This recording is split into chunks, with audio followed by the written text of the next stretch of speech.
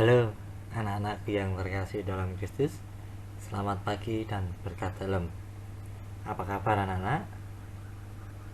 Semoga kita semua tetap sehat dan terhindar dari segala penyakit, terutama dari penyakit virus corona ini.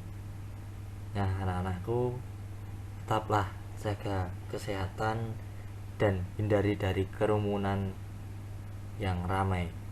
Semoga kita semua terhindar dari COVID-19 ini, dan semoga pandemi COVID-19 ini cepat berlalu sehingga kita semua dapat masuk pada perkembangan yang benar-benar normal dan kita semua dapat mengikuti kegiatan belajar mengajar seperti biasanya di sekolah, tidak melalui pembelajaran jarak jauh atau daring seperti ini. Nah, anak-anakku, pada pertemuan ketiga kemarin Pak Theo sudah memberikan materi tentang kesetaraan laki-laki dan perempuan. Nah, untuk pertemuan keempat hari ini Pak Theo akan memberikan materi tentang keluhuran manusia sebagai citra Allah. Nah, anak-anak, sebelum kita memasuki kegiatan pembelajaran kita pada hari ini, marilah kita berdoa terlebih dahulu. Dalam nama Bapa dan Putra dan Roh Kudus. Amin. Ya Bapa yang maha murah dan maha baik, kami mengucap syukur kepadamu atas berkat dan pencurahan-Mu pada hari ini. Ya Bapa, sebentar lagi kami akan mengikuti kegiatan pembelajaran jarak jauh dengan tema keluhuran manusia sebagai citra Allah. Semoga kami dapat memaknai tentang keluhuran yang telah Engkau berikan kepada kami sebagai citra Allah. Kemuliaan kepada Bapa, Putra dan Roh Kudus, seperti pada permulaan, sekarang, selalu, dan sepanjang segala abad. Amin. Dalam nama Bapa dan Putra dan Roh Kudus. Amin.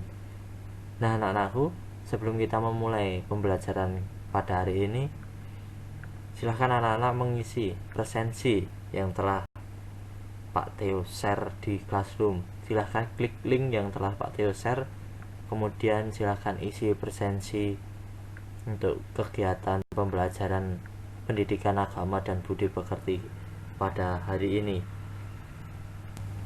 Nah, anak-anak yang terkasih, di masa sekarang ini banyak terjadi pelanggaran terhadap martabat kemanusiaan.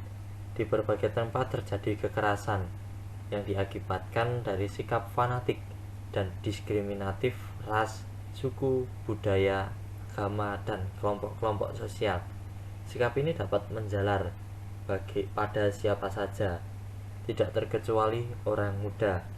Oleh karena itu, mereka perlu disadarkan bahwa sikap tersebut dapat melahirkan berbagai kekerasan dan tindakan anarkis yang sungguh merusak dan sangat melukai martabat manusia sebagai citra Allah. Sebagai sesama citra Allah, setiap manusia adalah bersaudara, harus saling menghormati dan saling mengasihi. Sikap ini seperti yang digambarkan Yesus dalam perumpamaan itu, dikisahkan bagaimana orang Samaria yang baik hati itu telah memperlakukan orang Yahudi yang mendapat bencana di jalan seperti saudaranya sendiri, bahkan lebih dari itu. Anak-anak yang terkasih, untuk tujuan pembelajaran kita pada hari ini, pertemuan keempat ini, yang pertama, melalui dialog peserta didik dapat menganalisa sebab-sebab munculnya tindakan diskriminasi dan sikap fanatisme dalam hidup manusia. 2. Melalui membaca dokumen gereja, peserta didik dapat merumuskan ajaran gereja tentang keluhuran martabat manusia sebagai citra Allah. Ketiga, melalui membaca kitab suci, peserta didik dapat merumuskan ajaran kitab suci tentang keluhuran manusia sebagai citra Allah. 4. Melalui diskusi, peserta didik dapat merumuskan keistimewaan manusia sebagai citra Allah dibandingkan dengan ciptaan Allah lainnya. 5. Melalui refleksi, peserta didik dapat menuliskan tentang keluhuran manusia sebagai citra Allah. Dan yang terakhir, melalui aksi nyata, peserta didik dapat melakukan kunjungan ke panti asuhan atau membantu sesama yang berkebutuhan khusus dan memberikan sumbangan kemanusiaan. Nah, anak-anakku, sebagai referensi untuk materi kita hari ini, silakan anak-anak membaca artikel Harapan di Tengah Konflik Timur Leste. Silakan anak-anak membuka buku pegangan halaman 42 sampai 44. Silakan baca artikel halaman Harapan di Tengah Konflik Timur Leste. Dan yang kedua, silakan membaca sejarah para tokoh-tokoh yang memberikan pikiran dan pelayanannya untuk membela dan memperjuangkan keluhuran martabat manusia. Tokoh-tokoh yang pertama, Mahatma Gandhi. 2. Ibu Teresa. Yang ketiga, Y.B. Mangunwijaya. Dan yang terakhir yaitu Muni. Nah, silakan anakku membaca artikel Harapan di Tengah Konflik Timur Leste dan membaca sejarah para tokoh-tokoh tersebut. Nah, anak-anakku, sekarang Pak Teo akan memberikan materi menurut ajaran gereja tentang keluhuran martabat manusia sebagai citra Allah. Nah, dalam Katekismus Gereja Katolik Kanon 357 karena mengatakan, karena itu diciptakanlah menurut citra Allah. Manusia memiliki martabat sebagai pribadi. Ia bukan hanya sesuatu, melainkan seseorang. Ia mampu mengenal diri sendiri, menjadi tuan atas dirinya, mengabdikan diri dalam kebebasan dan hidup dalam kebersamaan dengan orang lain. Dan karena rahmat, ia sudah dipanggil ke dalam perjanjian dengan penciptaannya untuk memberi kepadanya jawaban iman dan cinta yang tidak dapat diberikan suatu makhluk lain sebagai penggantinya. Kemudian dalam Katekismus Gereja Katolik Kanon 357 mengatakan, Tuhan menciptakan segala sesuatu untuk manusia, tetapi manusia itu sendiri diciptakan untuk melayani Allah, untuk mencintainya, dan untuk mempersembahkan seluruh ciptaan kepadanya. Makhluk manakah yang diciptakan dengan martabat yang demikian itu? Itulah manusia, sosok yang agung, yang hidup dan patut dikagumi, yang dalam mata Allah lebih bernilai daripada segala makhluk. Itulah manusia. Untuk dialah langit dan bumi dan lautan dan seluruh ciptaan.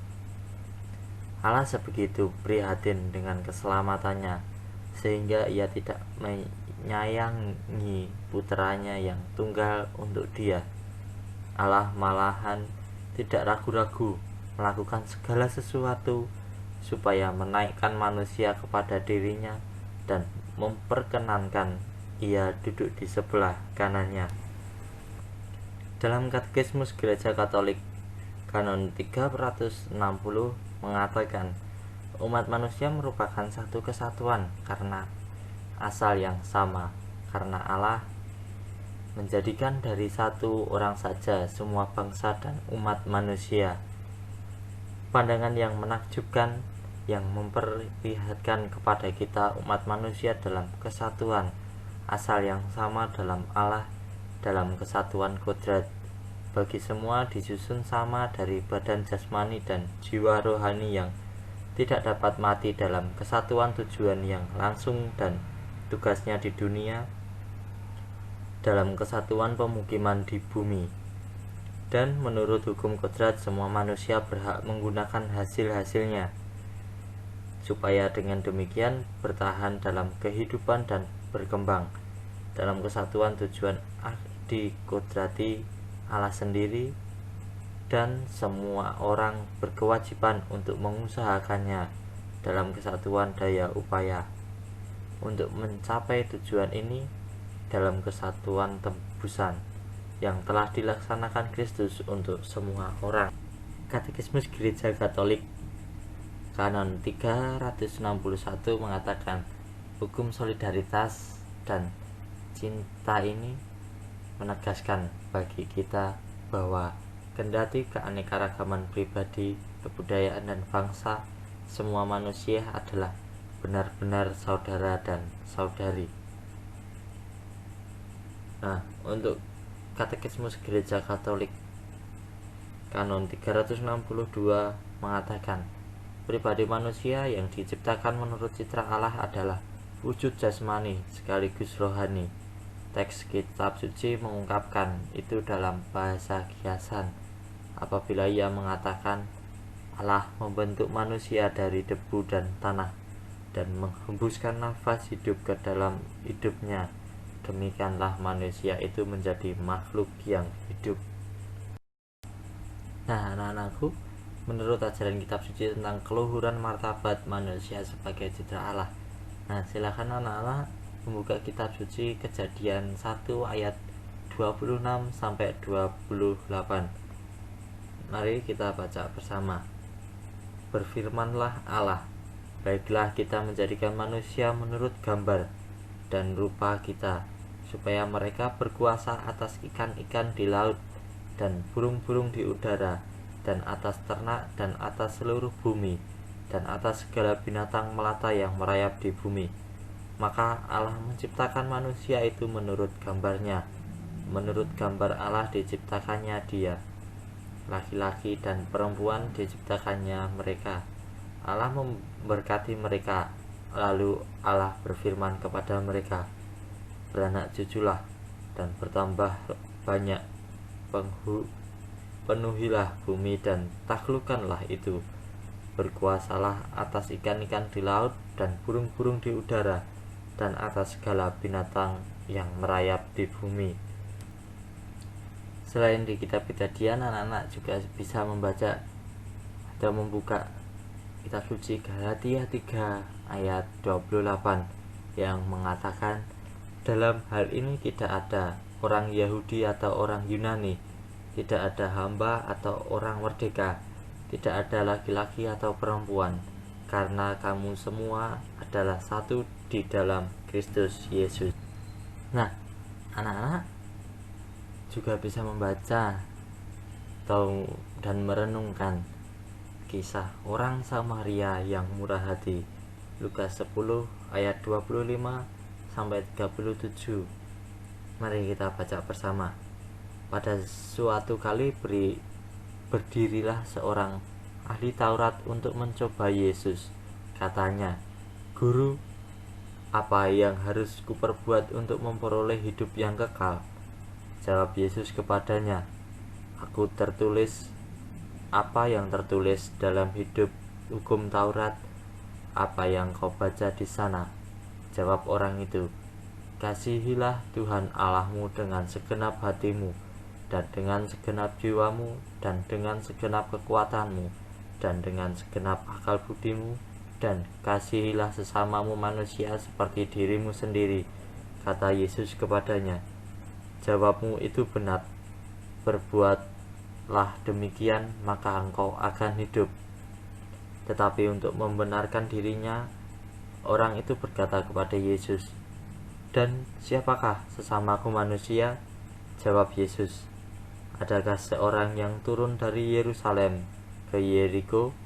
Ia jatuh ke tangan penyamun-penyamun yang bukan saja merampoknya habis-habisan, tetapi juga memukulnya, dan yang sesudah itu pergi meninggalkannya setengah mati.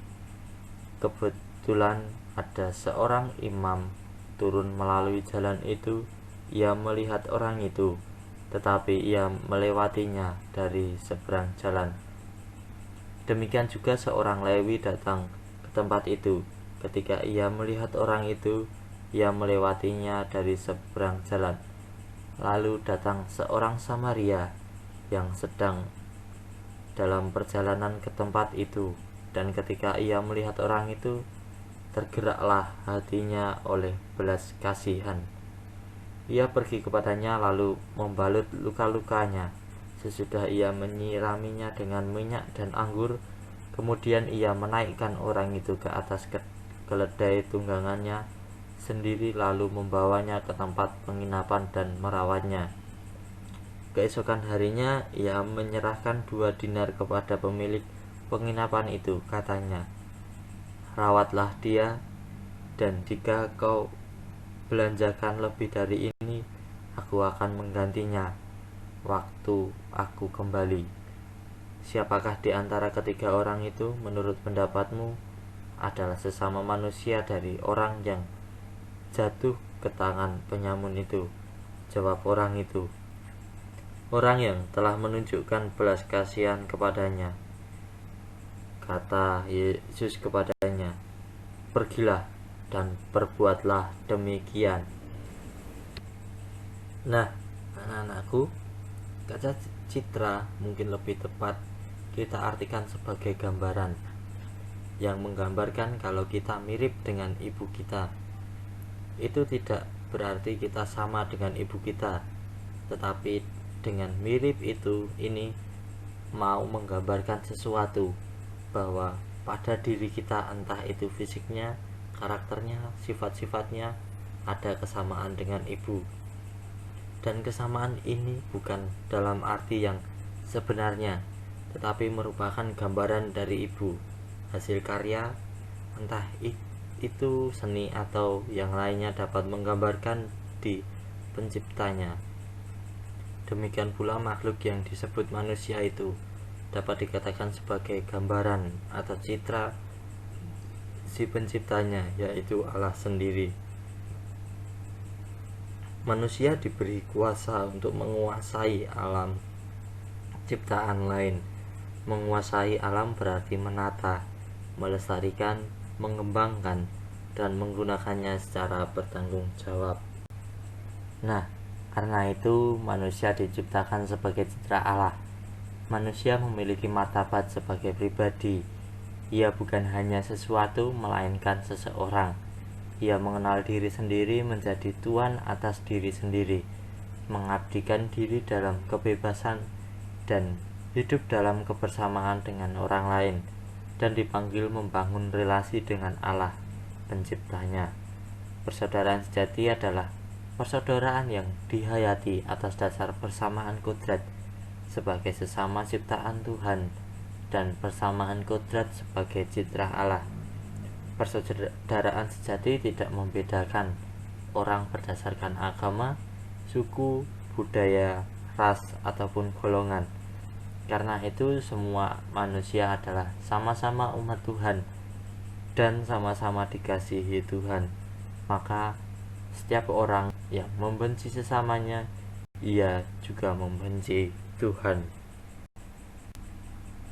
Nah, anak-anakku, sekarang Pak Teo akan memberikan tugas yang terdiri dari 4 soal. Yang pertama, apa yang dimaksud dengan manusia diciptakan sebagai gambaran Allah atau citra Allah? Yang kedua, apa keunggulan manusia dibandingkan ciptaan Allah yang lain? 3. Bila manusia itu citra Allah, sikap apa yang harus dikembangkan dalam relasi antar manusia? 4. Mengapa tindakan diskriminatif bertentangan dengan paham manusia sebagai citra Allah? Nah, anak-anakku, silakan mengerjakan keempat soal tersebut dengan maksimal mungkin dan sesingkat mungkin. Silakan anak-anakku, setelah selesai mengerjakan soal ini, dapat dikirim melalui Classroom, dan anak-anak dapat mengerjakan di Microsoft Word, boleh di kertas, kemudian di foto, boleh. Yang penting langsung dikirim di Classroom. Silakan anakku, kerjakan keempat soal ini dengan semaksimal mungkin. Baik anak-anakku, demikianlah pembahasan tentang keluhuran manusia sebagai citra Allah. Semoga kita dapat memahami dan memaknai keluhuran kita sebagai citra Allah. Nah, sebelum kita menutup pertemuan kita pada hari ini, marilah kita berdoa terlebih dahulu. Dalam nama Bapa dan Putra dan Roh Kudus. Amin. Allah Bapa yang Maha Murah dan Maha Baik, kami bersyukur karena telah mengikuti kegiatan pembelajaran jarak jauh dengan tema keluhuran manusia sebagai citra Allah ini dengan baik dan semaksimal mungkin. Ya Tuhan, semoga setelah mendapatkan materi ini kami dapat saling mengasihi dan menghormati sesama kita, yaitu sebagai citra Allah.